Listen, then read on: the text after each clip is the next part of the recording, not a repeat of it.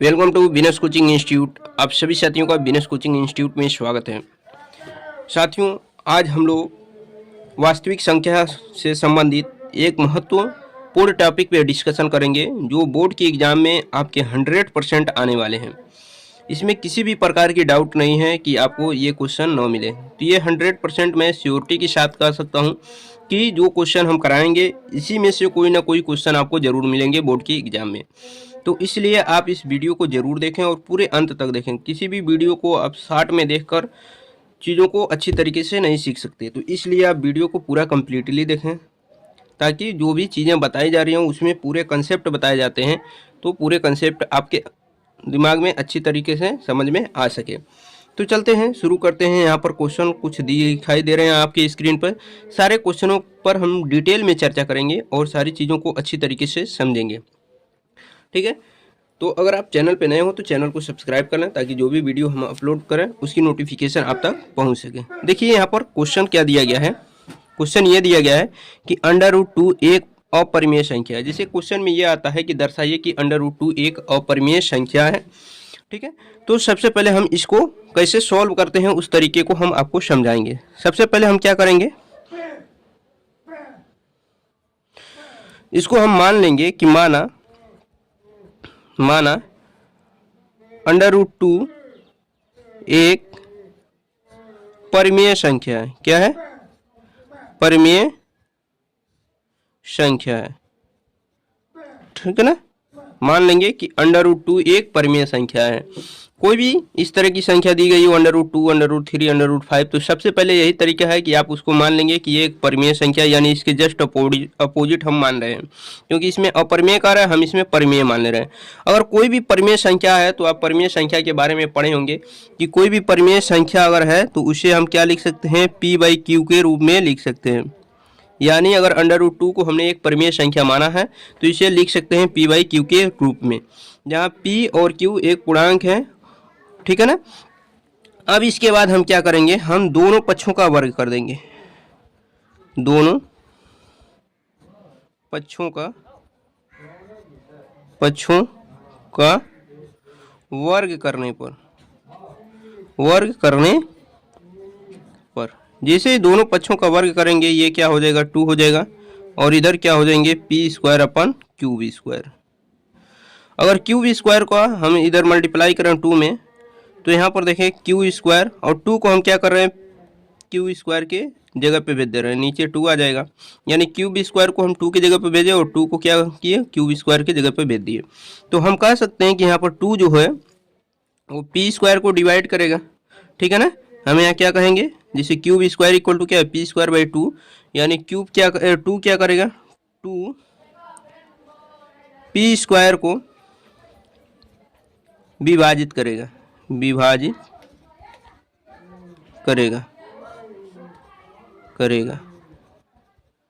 इसके एग्जाम्पल आप ऐसे समझ सकते हैं कि अगर P का वैल्यू हम 2 रख दें तो 2 का स्क्वायर 4 होगा, 4 को क्या करेगा, 2 डिवाइड करेगा ना 2 चांस में। तो क्या हो रहा है, 2 चांस में 2 क्या कर रहा है, P² को डिवाइड कर रहा है। यानी P का वैल्यू अगर आप 4 रख दें, 6 रख दें, 8 रख दें, तो इस तरह जो भी संख्याएं रखेंगे तो उसको क्या करेगा, ये 2 डिवाइड करेगा, ठीक है। तो 2 क्या करेगा, P² को विभाजित करेगा, 2 P को भी विभाजित करेगा।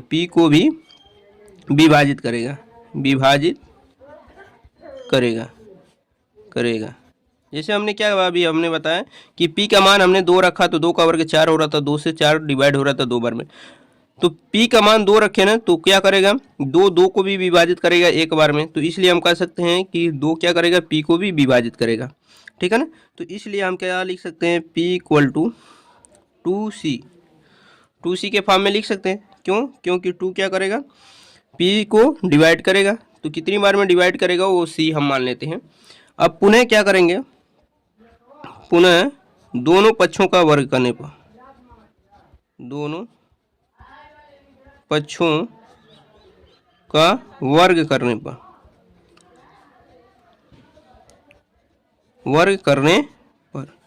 पुनः दोनों पक्षों का जब वर्ग करेंगे, ठीक है ना।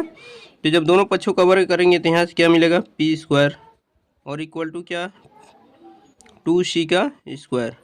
तो 2c का स्क्वायर करेंगे तो क्या होगा 4c स्क्वायर हो जाएगा। इसको आप इक्वेशन 1 बना सकते हैं। तो यहाँ से p स्क्वायर इक्वल टू क्या मिलेगा 4c स्क्वायर, क्या मिलेगा 4c स्क्वायर। ये मान इक्वेशन 1 में रख देंगे। p स्क्वायर का मान 1 में रखने पर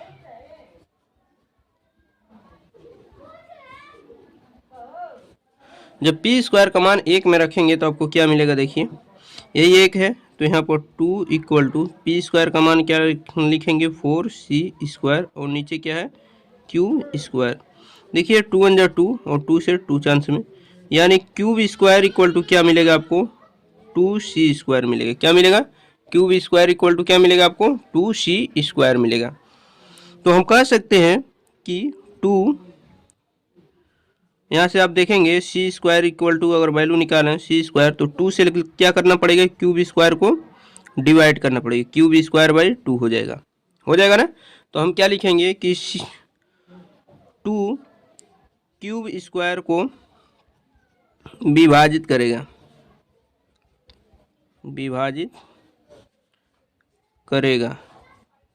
ठीक है ना।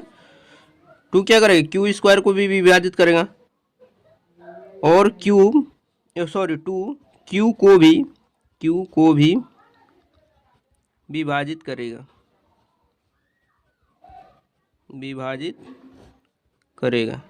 ठीक है ना। क्यू क्या करेगा 2 क्या करेगा क्यू को भी विभाजित करेगा, यानी 2 क्या किसको विभाजित कर रहा है 2 क्यू को भी विभाजित कर रहा है और 2 पी को भी विभाजित कर रहे हैं। आप देख रहे हैं कि 2 पी को भी विभाजित कर रहा है, यानी 2 क्या होगा कि p और q का क्या होगा एक गुणनखंड होगा। और जब ये गुणनखंड होगा तो हम जो माने थे p बाई क्यूब, तो p बाई क्यूब का कोई गुणनखंड नहीं होता है। तो इसलिए हमारा मानना क्या है जो कि एक विरोधाभास है,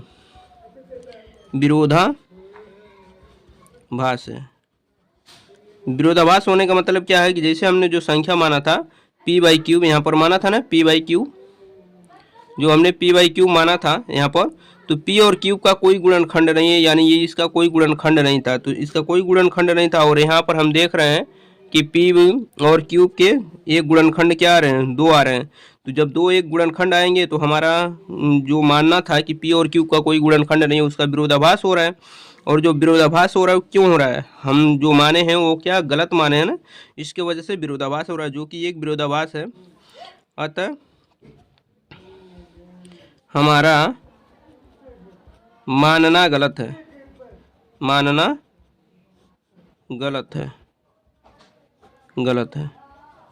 ठीक।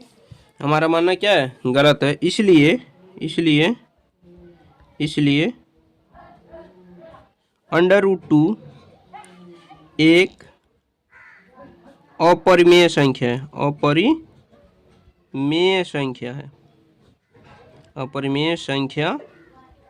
है, ठीक है ना।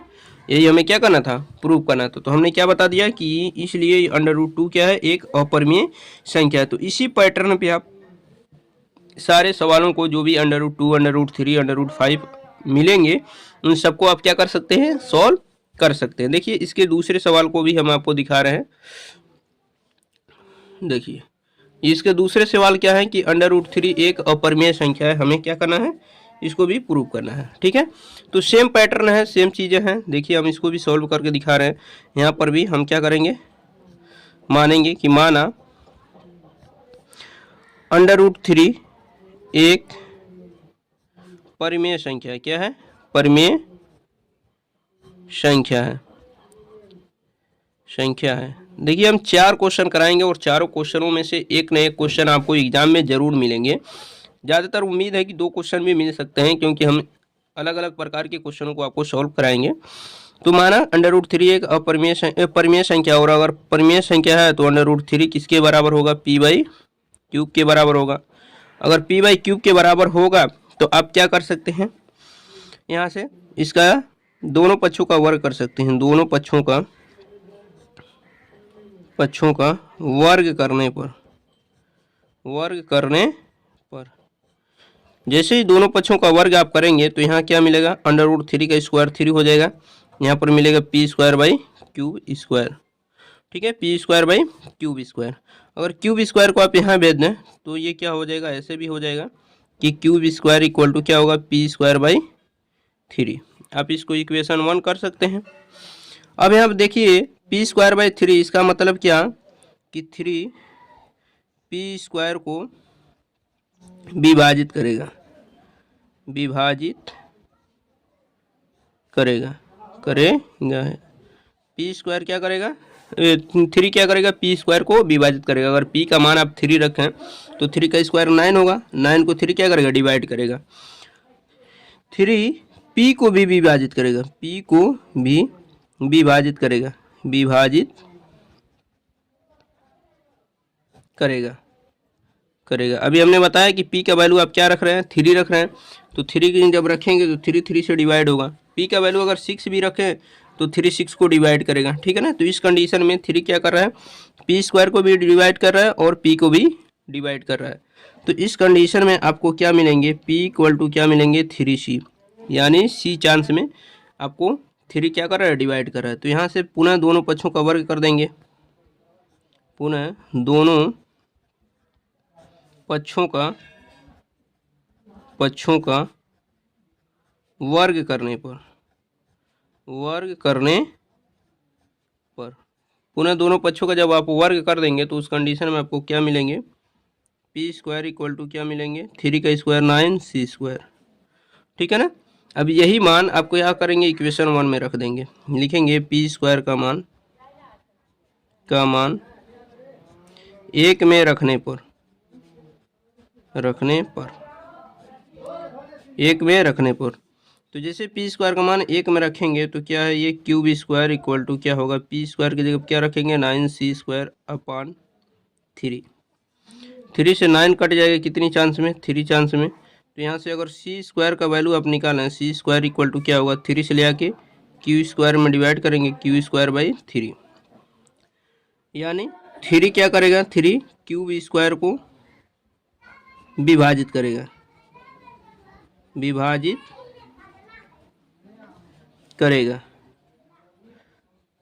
ठीक है ना।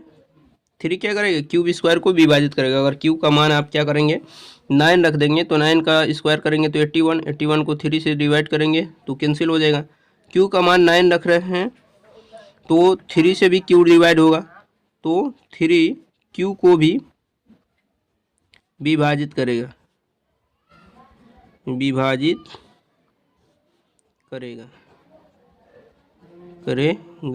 ठीक है ना। तो जब 3 क्या कर रहा है, पी स्क्वायर को भी विभाजित कर रहा है, 3 क्या कर रहा है, क्यू स्क्वायर को भी विभाजित कर रहा है, तो 3 क्या है, पी और क्यू का क्या है, एक गुणनखंड है, जिसे सहभाज्य गुणनखंड भी कहते हैं। तो जो कि हमने बताया था कि पी बाई क्यू अगर हम लिख रहे हैं तो पी और क्यू का कोई गुणनखंड ही नहीं है, जबकि यहाँ पर 3 क्या मिल रहा है, एक गुणनखंड मिल रहा है, ठीक है ना। तो यहाँ से हम क्या लिखेंगे कि जो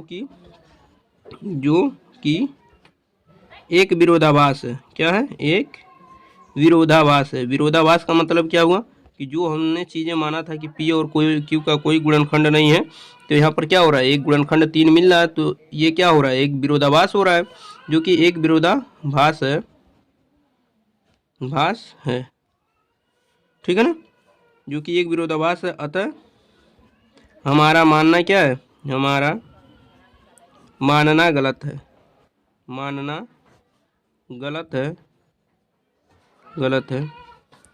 हमारा मानना क्या है, गलत है। इसलिए √3 एक परिमेय संख्या है, ठीक है ना। और यही आपका क्या हो जाएगा, प्रूव्ड हो जाएगा। तो ये जो 2 क्वेश्चन आपने देखा, ये दोनों क्वेश्चन आपके 4-4 नंबर के थे, और बोर्ड के एग्जाम में आप किसी भी अनसॉल्व पेपर को उठा लीजिए या बोर्ड पेपर को उठा लीजिए, तो आप देखेंगे कि ये दोनों क्वेश्चन आपको मिले ही, ठीक है ना। तो इन दोनों में से किसी एक को भी उम्मीद है आने की, ठीक है ना। और अगर इनके जगह पर √3 की जगह पर √7 कर दे, √5 कर दे, तो उनको भी आप इसी पैटर्न पे सॉल्व कर सकते हैं। कुछ क्वेश्चन और हमने इंपॉर्टेंट क्वेश्चन लाए हैं जो 2 नंबर में भी पूछ लिए जाते हैं। अभी आपने 4 नंबर के क्वेश्चन देखा, तो इसको भी आप अच्छी तरीके से समझ लीजिए, इनको कैसे सॉल्व करेंगे। देखिए क्वेश्चन क्या है कि दर्शाइए कि 5 माइनस अंडर रूट 3 एक अपरिमेय संख्या है। इसको कैसे सॉल्व करेंगे, हम इस यहाँ पर सॉल्व करके दिखा रहे हैं। तो यहाँ पर करेंगे माना 5 माइनस अंडर रूट 3 एक परिमेय संख्या है। क्या है? एक परिमेय संख्या है, परिमेय संख्या है। अब मान लें ये क्या है, 5 under root 3 5 minus under root 3 एक परिमेय संख्या है। और अगर परिमेय संख्या है तो 5 माइनस अंडर रूट 3 ये किसके इक्वल होगा? p बाई क्यूब के, इसके इक्वल होगा। और जब इसके इक्वल होगा तो यहाँ से हम क्या करेंगे, p बाई क्यूब को इधर लाएंगे, इसको उधर भेजेंगे। तो 5 minus P by cube equal to under root 3। यहाँ से जब सॉल्व करेंगे नीचे 1 लिख के एलसीएम होगा क्या, क्यूब 1 से क्यूब में डिवाइड करेंगे तो क्यूब चांस में जाएगा, तो ये 5 क्यूब माइनस p हो जाएगा इक्वल टू क्या, अंडर रूट 3। ठीक है ना।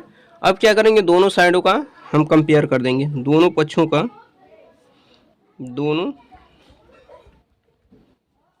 की तुलना करने पर,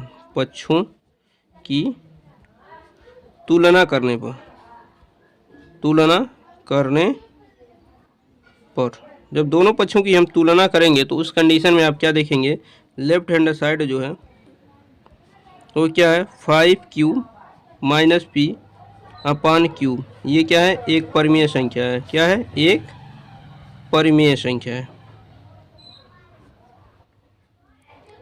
ये एक परिमेय संख्या है।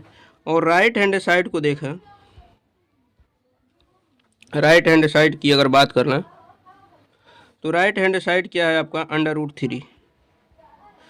जबकि अभी अपने अंडर रूट 3 के बारे में पढ़ा है कि ये क्या है, अपरिमेय संख्या है, एक अपरिमेय संख्या है। एक क्या है, अपरिमेय संख्या है। और एक परिमेय संख्या एक अपरिमेय संख्या के बराबर नहीं हो सकती, एक परिमेय संख्या एक अपरिमेय संख्या के बराबर नहीं हो सकती, अर्थात LHS not equal to RHS।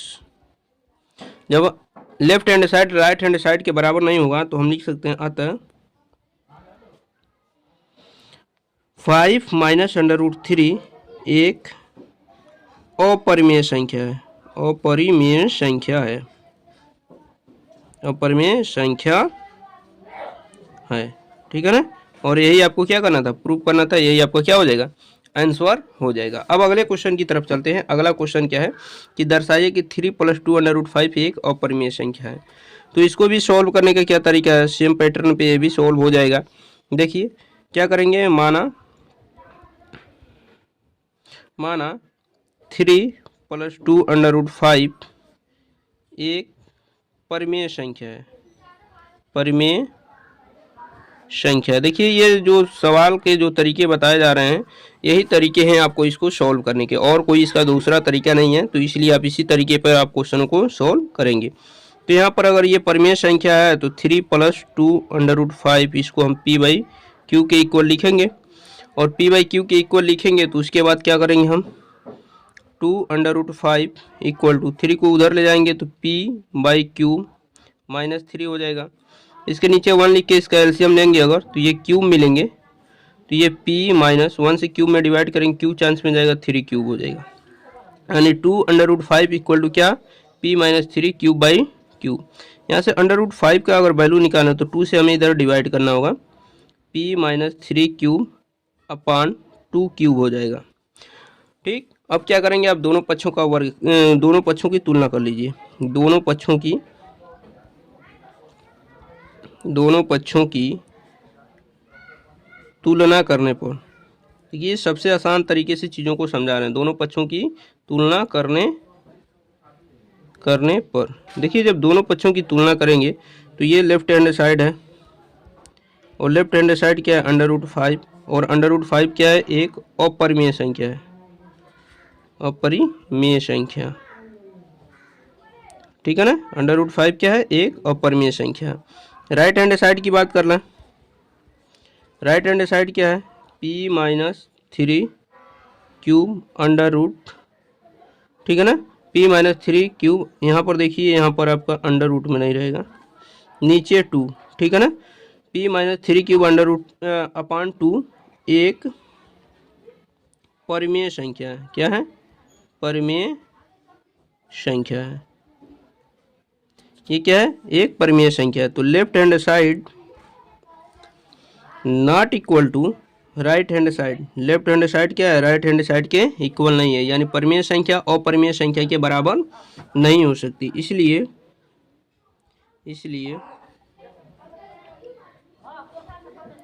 3 + 2 under root 5 एक अपरिमेय संख्या। क्या है?